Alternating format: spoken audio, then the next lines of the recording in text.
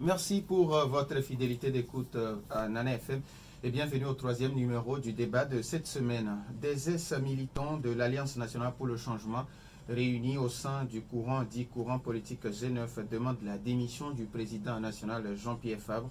Il justifie leur demande par les déclarations faites par le ministre de la fonction publique du travail et du dialogue social, M. Gilbert Barara, aux obsèques du vice-président de l'ANC, Feu Patrick Lawson. Faut-il à ce jour parler de fond à l'ANC? C'est l'interrogation qui est la nôtre ce matin. Et pour en parler, nous recevons dans notre studio M. Éric Dupuis, porte-parole de l'ANC. M. Dupuis, bonjour. Bonjour M. Douadi, bonjour Madame, bonjour Monsieur les auditeurs de Nana FM. Si vous permettez, M. Douadi, nous sommes à quelques jours de Noël. Noël qui est une fête religieuse et en même temps une fête de famille. Je voudrais souhaiter une bonne fête de Noël et une bonne fête de fin d'année aux Togolaises et aux Togolais. Je sais que ces fêtes vont se passer dans une ambiance morose parce que la joie de vivre n'est pas au rendez-vous au Togo depuis quelques années. Nos compatriotes ont du mal à joindre les deux bouts, mais je prie pour que chacun, chacune ait quelques grains de riz ou quelques spaghettis à manger pendant ces fêtes et que, comme on le fait chaque année, que l'année 2023 soit meilleure à celle que nous avons connue depuis quelques années. Les auditeurs, vous avez donc la possibilité d'intervenir dans ce débat sur nos deux numéros, 91 09 71 71 ou le 96 61 58 58 avec Nestor Blois à la mise en onde. Je m'appelle Norbert Djouradi. Une fois encore, merci pour votre fidélité d'écoute à Nana FM. Alors, Monsieur Dupuis, on va tout droit au sujet qui nous réunit ce matin. Faut-il parler de front à l'ANC? Non, vous savez, pour nous, c'est un non-événement. C'est un non-événement. Comme j'ai eu à le dire déjà sur une autre radio, et il s'agit pour nous d'une tempête dans un verre d'eau. Tout à l'heure, à la présentation, vous avez dit que certains membres de l'ANC ont demandé la démission du président national. C'est faux, c'est pas exact. Je ne dirais pas que c'est faux, ce n'est pas exact, puisque ce sont, si vous avez bien lu leurs documents appelés lettres, vous noterez qu'ils ont signé, ils ont eu la délicatesse de mettre devant leur titre au sein du parti ex. Ex, ça veut dire ils l'ont été, ils ne le sont plus. En effet, ce sont des ex-membres du bureau de la Fédération internationale Europe-Asie, ANC. Nous avons au total 133 fédérations, dont 3 à l'étranger. Il y a la Fédération Afrique, il y a la Fédération Amérique, et puis il y a la Fédération Europe-Asie. Donc il s'agit de cette Fédération Europe-Asie.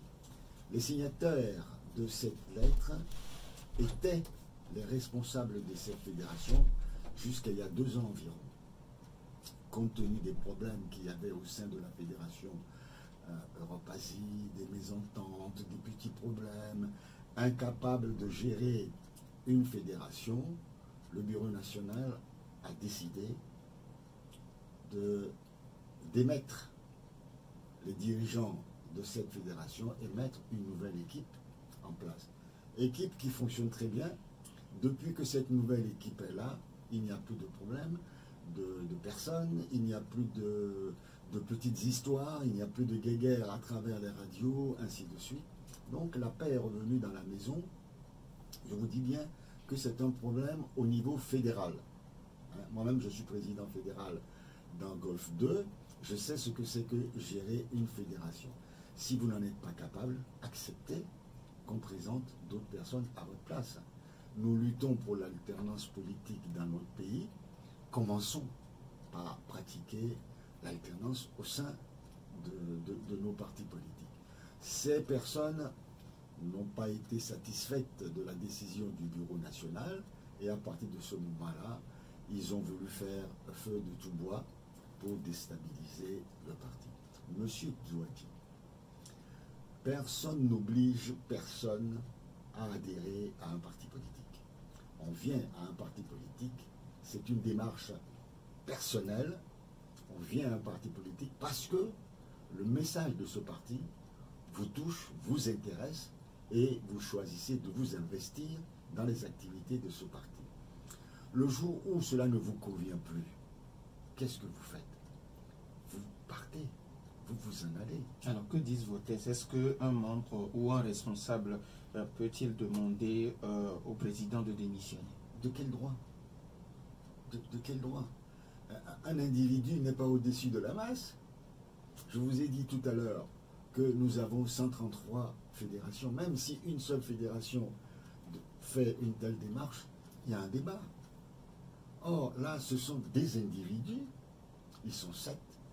Ils étaient 9. 2 ont fait marche arrière. Mais je ne comprends pas.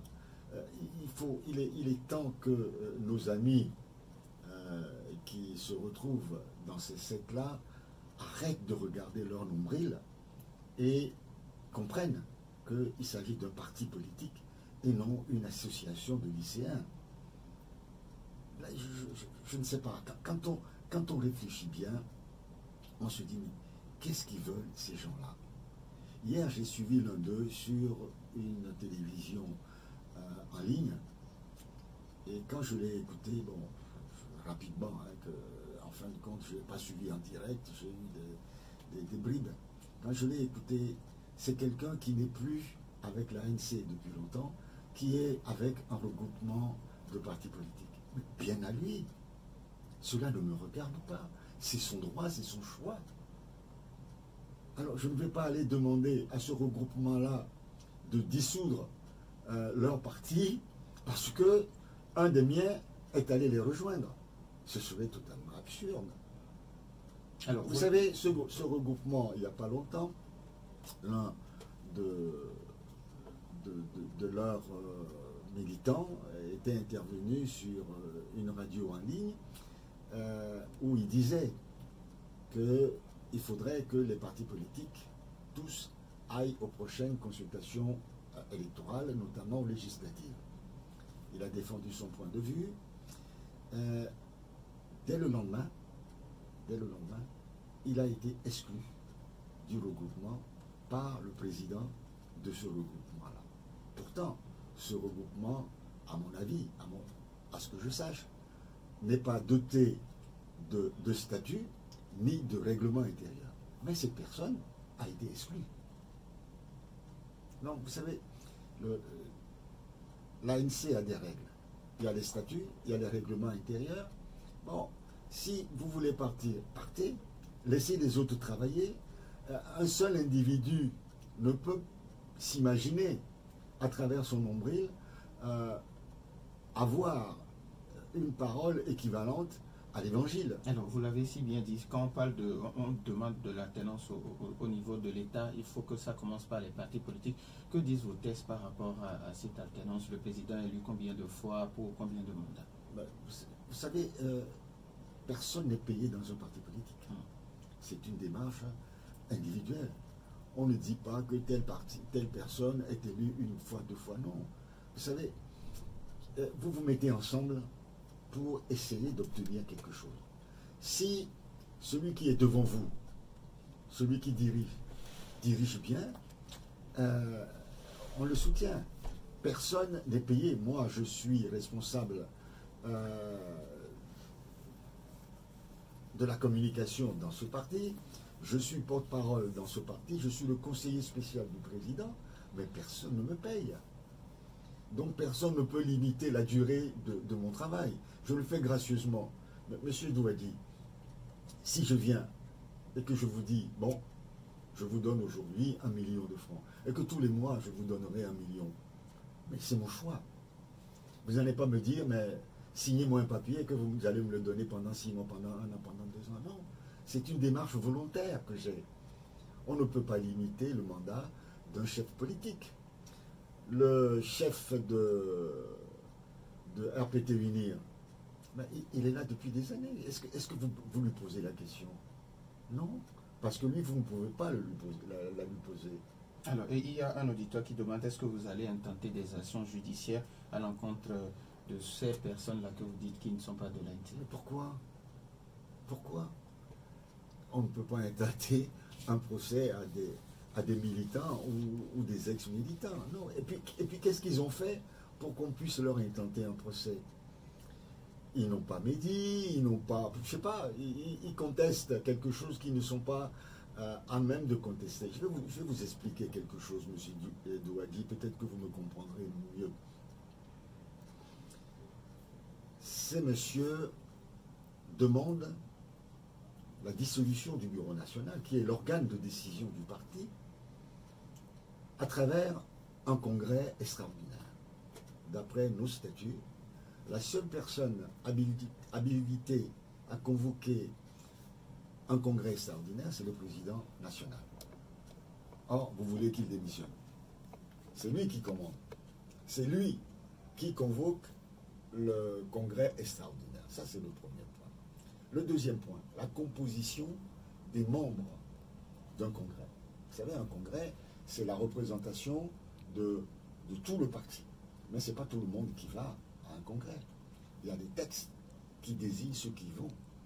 Je vais rapidement vous dire qu'il s'agit des présidents, des secrétaires fédéraux, présidents de fédération, secrétaires fédéraux et vice-présidents des fédérations, le bureau national, le comité politique, le président de la jeunesse, le secrétaire de la jeunesse, le vice-président de la jeunesse, la présidente des dames, le secrétaire des dames et une vice-présidente. Voilà la composition du congrès. Est-ce que ces gens qui ne sont plus dans une fédération, qui n'ont plus de rôle dans une fédération, sont à même de prendre part à un congrès? Non. Il n'y a qu'une seule personne, parce qu'il y a une personne parmi les 7 signataires qui est toujours membre du bureau national. Lui, il peut prendre part à un congrès, mais est-ce qu'à lui seul, est-ce qu'il se suffit pour modifier les textes du parti, pour renverser les structures? Non, quand vous n'êtes pas capable de diriger une fédération, c'est difficile de se croire capable de diriger un parti. Alors, hier, 20 décembre, ça faisait 4 ans, jour pour jour, que le Togo a eu les élections législatives, élections que vous avez boycottées. Est-ce que vous regrettez d'avoir boycotté ces élections? On a eu à le répéter à maintes reprises. On ne regrette pas, non, on a bien fait. Vous savez, quand on avait décidé de ne pas prendre part à la consultation électorale pour les législatives, on était dans un regroupement, la C14. Et souvenez-vous, on était en discussion avec le régime à travers la CEDEAO. On avait des discussions avec le président ghanéen et le président guinéen. Ce sont les deux qui étaient nos interlocuteurs. Lors des discussions, il nous avait été dit que parce que l'objectif de ces discussions, c'était les réformes électorales. C'est-à-dire, nous demandons qu'il y ait une refonte en profondeur du cadre électoral. Et quand on a mené les discussions, on est arrivé à la conclusion que la CEDEAO, avec le régime en place, acceptait la parité au sein de la CENI, c'est-à-dire au même nombre de chaque côté. Et quand nous étions allés à Conakry, le président d'alors, M. Alpha Condé, de lui-même nous a dit qu'ils étaient arrivés en accord avec le président ghanéen Nana Akufo-Addo, que la présidence de la CENI serait confiée à une personnalité étrangère. Nous avons dit bravo, qu'à cela ne tienne, c'est un bon accord. On arrive à Lomé, fait la dernière réunion, on nous dit présentez vos représentants, qu'ils aillent demain prêter serment devant la Cour suprême. On a dit mais comment, je ne sais pas, où est-ce qu'on en est? On dit non, il faut aller prêter serment parce que les choses vont vite. Et vous nous annoncez en même temps que le recensement est en cours.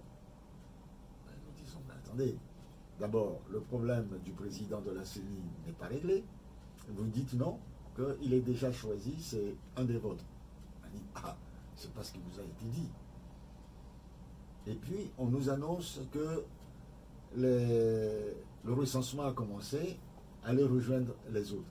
Alors, pourquoi on se serait battu pendant des années pour obtenir quelque chose, et puis après on nous met devant le fait accompli en nous disant tout est prêt, allez aux élections. Il faut être totalement fou, irresponsable, pour accepter une telle situation. C'est une trahison vis-à-vis des populations qui nous ont soutenus pendant les longs mois de mobilisation. On ne pouvait pas accepter cette situation. Alors, non, c'est très important. Donc, nous avions pris une décision, c'est de ne pas participer à ces élections, d'une part, et d'autre part, d'appeler les populations à ne pas aller s'enrôler. Alors, aujourd'hui, quel regard vous portez sur le travail qui se fait à l'Assemblée nationale? En une minute, on va donner la possibilité aux auditeurs. Vous l'appelez l'Assemblée nationale. Ça me rappelle ce qui existait avant, ce qu'on appelait une assemblée monocolore. Vous savez, une assemblée responsable qui ne connaît pas ses droits et ses règlements intérieurs m'interroge quelque part.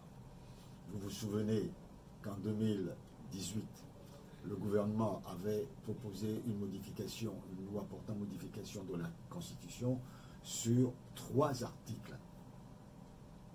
Cette assemblée-là se réunit en 2019, analyse les 3 propositions et individuellement, des députés proposent des modifications de 26 articles en plus, sachant très bien qu'il n'en avait aucune compétence. La loi est claire pour pouvoir modifier la Constitution.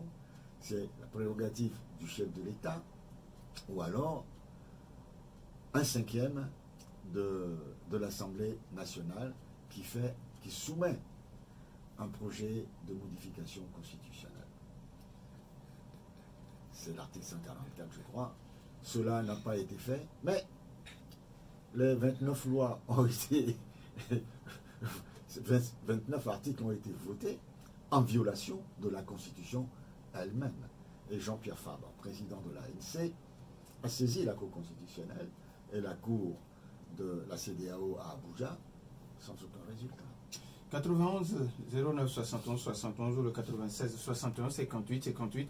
Nos auditeurs ont maintenant la possibilité sur nos 2 numéros, mais après la pause.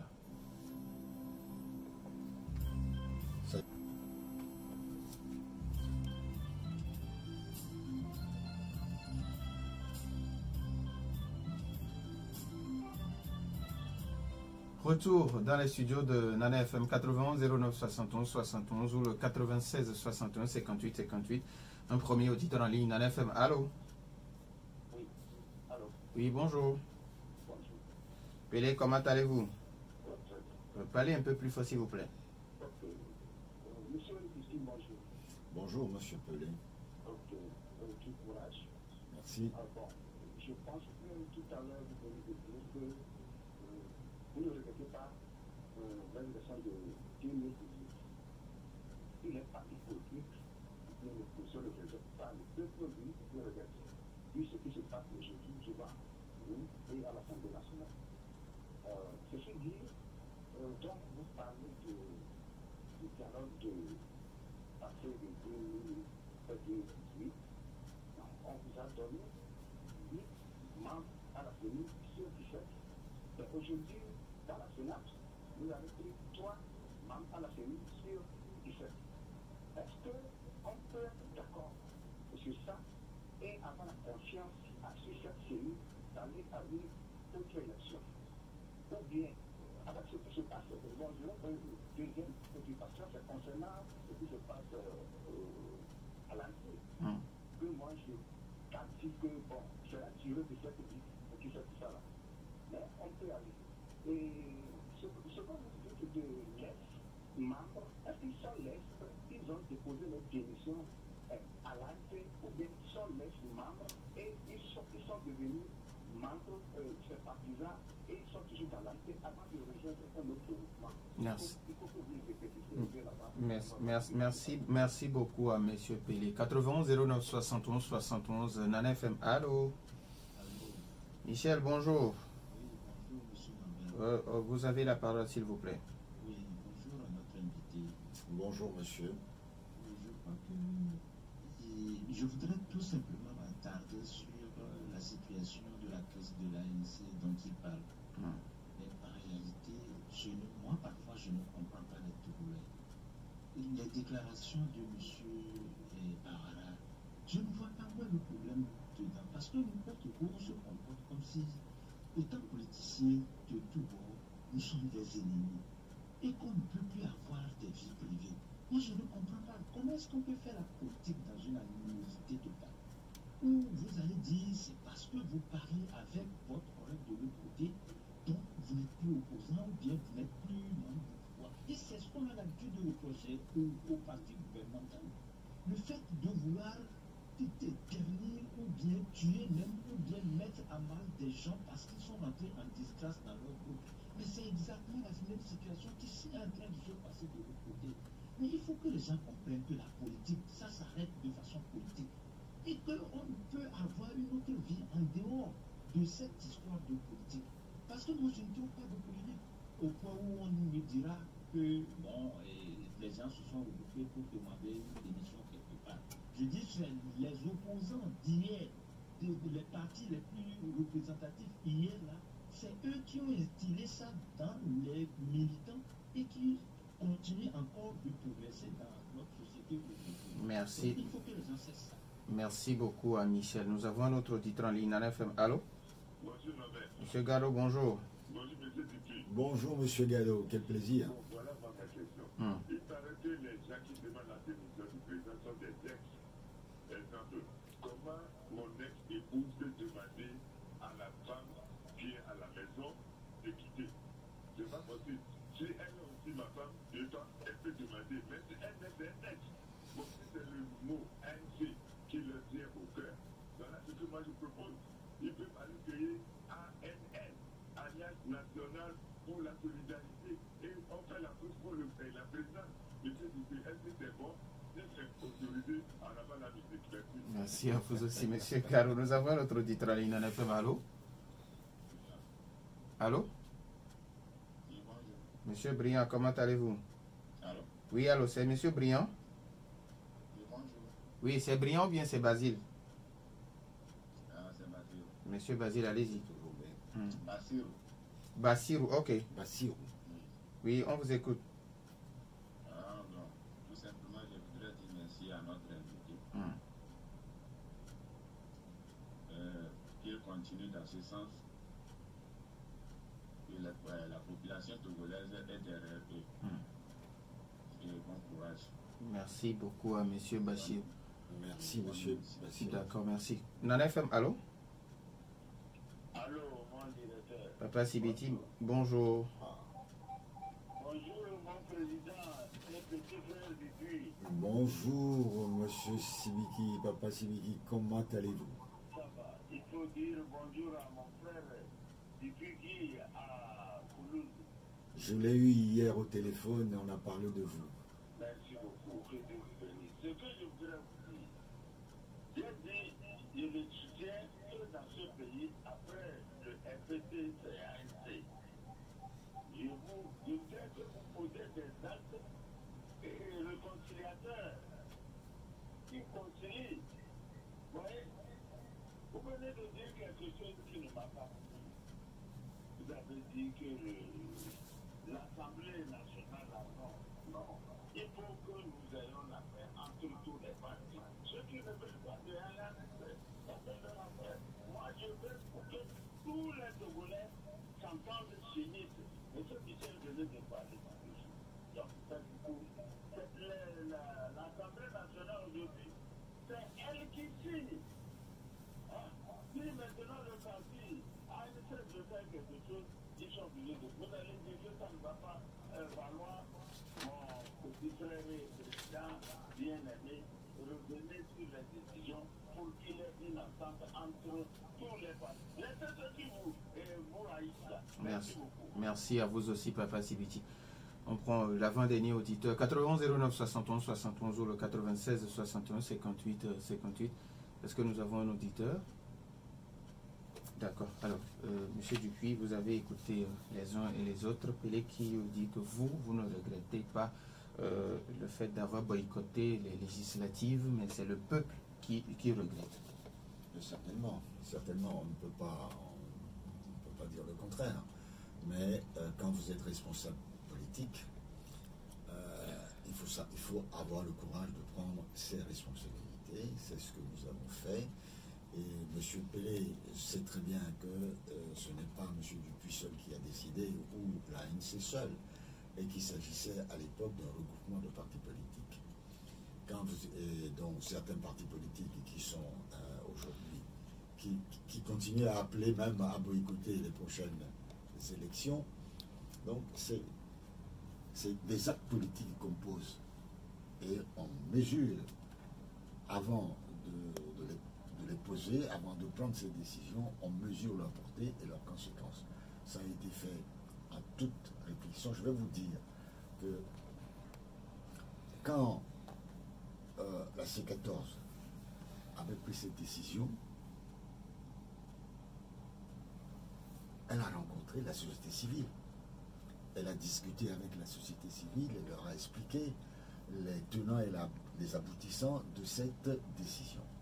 Tout à l'heure, je vous disais que avant même de décider de ne pas prendre part aux législatives, il avait été demandé aux populations de ne pas aller s'inscrire. Comment voulez-vous demander aux populations de ne pas aller s'inscrire sur le fichier électoral et être candidat? Si vous dites à ceux qui vont voter pour vous de ne pas aller s'inscrire, ben, ça sert à quoi d'aller concourir, d'aller vous présenter? Vous ne serez pas élu. C'est le bon sens. Donc, il faut revenir à la situation de l'époque. C'était, après des discussions qui n'ont pas abouti, on a demandé aux populations de ne pas aller s'inscrire parce que nous n'avons pas été associés à la préparation de cette révision de la liste électorale. Et puis, à partir de ce moment-là, la logique est très simple. Il coule de source qu'il ne faudrait pas prendre part à ces élections-là. Et d'ailleurs, les conséquences de l'appel à ne pas aller s'inscrire, on les a vues lors des locales et on les a vues lors de la présidentielle, puisque aujourd'hui, il y a de nombreuses personnes qui ne sont pas sur la liste électorale. Et je saisis l'occasion pour appeler les populations à s'organiser pour que, dès l'annonce du prochain recensement électoral, tout le monde aille s'inscrire et que chacun, chaque Togolaise et chaque Togolais ait sa carte d'électeur dans sa poche. Alors, monsieur Pelé qui toujours pense que, bon, il y a cette demande de démission de la part des ex-membres parce que le combat, ou bien la lutte a trop duré. Et il demande aussi, est-ce que ces gens-là ont déjà déposé leur lettre de démission au niveau de l'ANC? Non, non, c'est la question que je vous posais tout à l'heure. Quand vous n'êtes pas d'accord, vous le dites et puis vous vous retirez. Mais vouloir faire exploser un parti, vous savez, il y a une incohérence dans la démarche de ses camarades. vous dites que vous luttez pour l'alternance politique. Donc ça veut dire que vous êtes engagé pour que les choses changent au Togo. Surtout que vous vivez tous à l'étranger. Vous avez des situations là-bas, vous êtes mariés là-bas, vous gagnez bien votre vie, hein, vous gagnez même plus qu'un ministre ou un premier ministre au Togo. Vous avez tout ce qu'il vous faut. Que diantre? Restez là-bas. Aidez ceux qui sont sur le terrain à travailler, à apporter vos idées. Mais vous êtes tout le temps là à les critiquer, à les insulter. Mais qu'est-ce que vous voulez? Qu'est-ce que vous voulez exactement? Vous n'apportez rien pour la lutte. Vous dites il faut dissoudre. Vous avez le choix. Si, de l'extérieur, vous voulez contribuer vraiment à l'alternance politique, rentrer dans un parti politique, il y en a pléthore, où vous pouvez exprimer, vous pouvez donner des moyens pour que la lutte soit efficace. Moi, quel que soit le parti qui apporte le changement, j'applaudirai de demain. Si demain je ne suis pas satisfait de la ligne politique de l'ANC, moi, pauvre Eric, je ne suis pas assez nombriliste pour demander à ce que l'ANC soit dissoute. J'irai retrouver un autre parti politique sur le terrain, ou alors, si j'en ai la possibilité, créer un parti politique pour pouvoir défendre mes idées. Mais demander à ce que ceux qui sont là s'en aillent pour laisser du vide, c'est une manière directe de travailler pour le régime en place. C'est une incohérence totale. On nous dit dans la ligne. NFM, allô? Allô? Oui, bonjour. Bonjour, monsieur Mandin. Monsieur Kokou, comment allez-vous? Ça va? Bonjour, monsieur Kokou. Bonjour, monsieur. J'espère, monsieur le député, vous avez tout expliqué. Monsieur Kokou, parlez un peu plus fort, s'il vous plaît. Ok. Je disais que notre invité a tout expliqué, mais je ne sais pas pourquoi nous les Congolais, on ne veut pas comprendre. Est-ce que quelque part, eux-mêmes, certains de leurs amis qui avaient formé la coalition en 2014, eux-mêmes qui me dirigent la population aujourd'hui, parce que là, ils ne savent pas comment ils demandent. Ils ont demandé à la population de ne pas aller s'inscrire et maintenant ils vont aller aux élections. Ça, une pratique que personne n'a jamais tenu. Aujourd'hui, là, c'est ça. Et les journalistes aussi qui devaient nous aider, et eux aussi ils contribuent. Bravo pour son explication. La question que je voudrais poser, aujourd'hui, on parle de l'Assemblée nationale. Je voudrais demander à M. Il n'a pas été député, il n'a jamais été député, mais je voudrais savoir, parce que lorsque je suis à l'Assemblée, étant député, est-ce qu'il va être venu, et même en tant qu'opposition, je sais que la loi là n'est pas bon, mais je vais voter parce que je n'ai pas eu une mesure de blocage, parce que c'est ce que ceux qui sont à l'Assemblée nous disent. Est-ce que c'est parce qu'on n'a pas eu une mesure de blocage qu'on est obligé à voter la loi si elle n'est pas bonne ici? Merci beaucoup, merci à M. Kokou. 91 09 71, on prend le tout dernier auditeur. NFM, allô? Oui, allô, bonjour. Oui, oui, bonjour. C'est monsieur à côté, j'appelle Dakoresoa. Monsieur à côté Dakoresoa, ça fait un bon bout de temps. Oui. Pour un moment, il faut se retirer un peu. D'accord. Écouter ce que les uns les autres disent. D'accord. Vous avez maintenant la parole, monsieur à côté Dakoresoa. Bonjour, monsieur Eric Dupuis. Bonjour, monsieur à côté. Tout d'abord, toutes mes félicitations. Merci. Vraiment, ce que traverse l'ANC en ces temps, il faut être quelqu'un pour tout endosser. Mais moi, je vais vous dire de ne pas baisser les bras. Dans la vie politique, il y a ces moments aussi. Ce qu'on doit faire dedans, c'est d'apprendre. L'homme même est difficile à comprendre. S'il tient à vous salir, il fait tout pour arriver à vous. C'est la personnalité de Jean-Pierre Fabre qui est, bon, je ne sais pas, que certains veulent salir, mais ils ne pourraient pas arriver. Et on verra la suite. Merci. Merci. Et mes encouragements à vous. Merci à monsieur à côté d'accueillir ces voix. Alors, monsieur Dupuis, Michel, qui pense que, bon, ce n'est pas parce qu'on est des adversaires politiques qu'on est tout de suite des ennemis. Bien sûr. Je suis d'accord avec lui sur ce, c'est-à-dire sa question a eu deux phases sur cette partie-là. Je suis parfaitement d'accord avec lui. Vous savez, monsieur Douali, le Togo est un tout petit pays.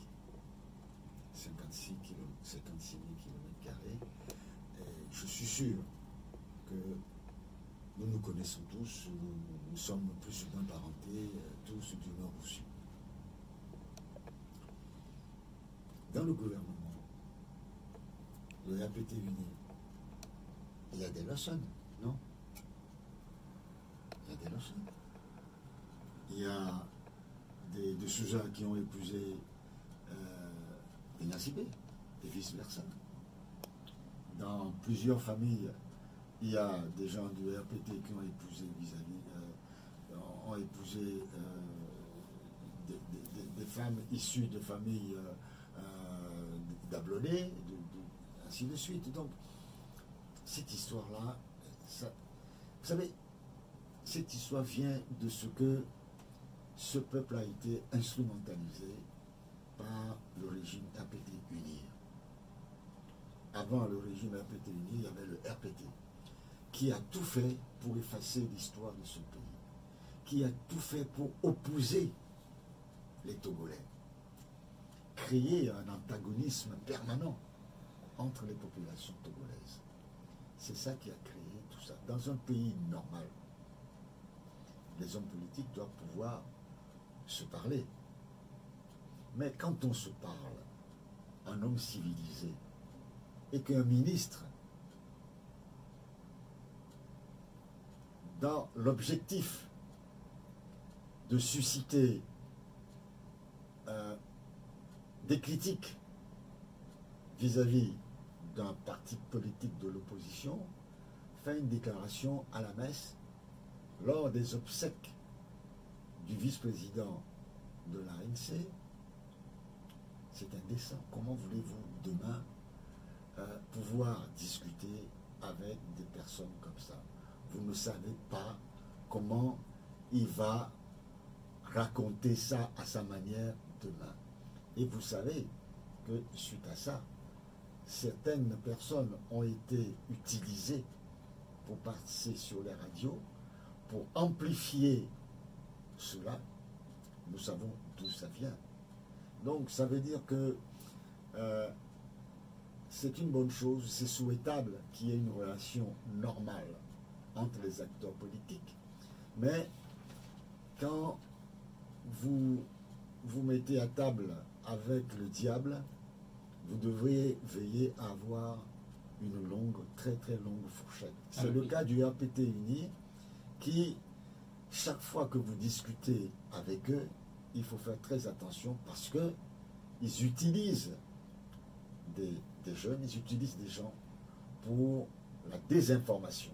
Si on mène une politique essentiellement basée sur le mensonge et la désinformation, il est difficile qu'on puisse avoir des relations dites normales. Il nous reste pratiquement 2 minutes. Monsieur Kokou, vous allez répondre en 30 secondes, qui demande, est-ce que c'est parce qu'on est à l'Assemblée nationale que c'est une obligation de voter toutes les lois? Monsieur Kokou a dit que je n'ai jamais été à l'Assemblée nationale, c'est vrai, mais je dois lui rappeler que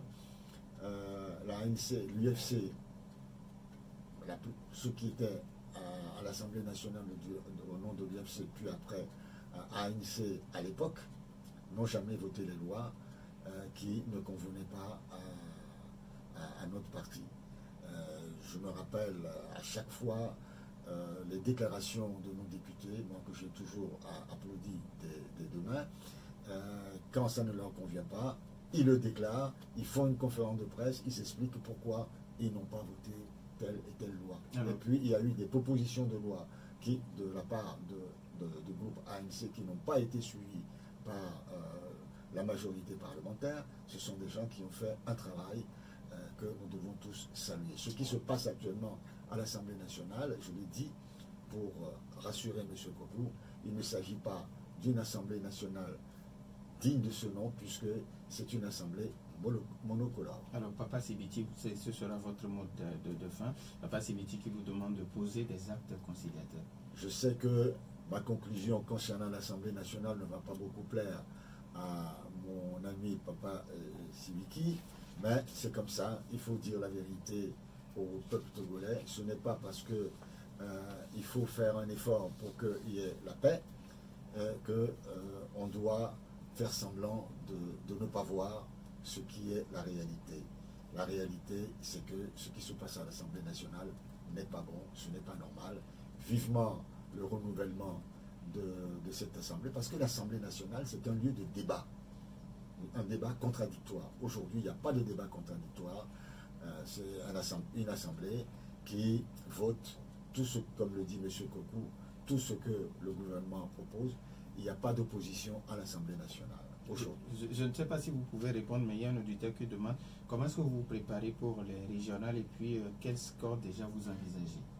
Je n'envisage pas de score pour l'instant, mais nous nous préparons pour les régionales et les législatives, à ceci près qu'à l'heure où nous sommes, nous ne connaissons pas les dates. Bien sûr, les législatives, nous les connaissons parce que c'est une date constitutionnelle. En ce qui concerne les régionales, nous n'avons pas la date parce que c'est la première fois qu'on fait des élections régionales au Togo. Et il y a ça, et puis il y a aussi le fait que